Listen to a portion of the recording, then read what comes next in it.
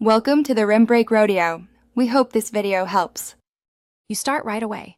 Plug the sandwich maker into a grounded outlet and wipe plates clean so heat transfers properly. Set heat to medium-high and wait for the indicator light, or about 3-4 minutes. Preheating ensures even browning and prevents soggy interiors. Meanwhile, arrange bread and fillings with thin, even cheese slices so melting is uniform. Once done, butter outer bread lightly, that promotes crisping, and position the sandwich on the lower plate. Close gently to engage cooking. Now you focus on execution. Close and lock the lid lightly to compress the sandwich without forcing fillings out, because pressure affects texture and leak risk. Cook for about 3-5 minutes, checking at 3 to tailor for bread thickness and filling moisture. Timing controls crust color and internal melt. If steam pools or one side browns faster, lift briefly and reposition the sandwich, or rotate the maker if possible.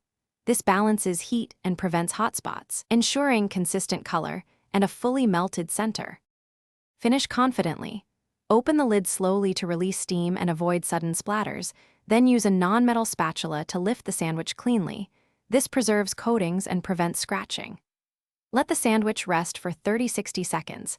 That allows hot cheese and fillings to set so slices stay together when cut.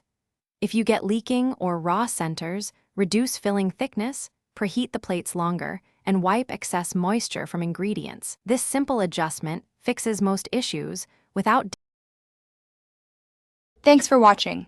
Consider subscribing if we helped you.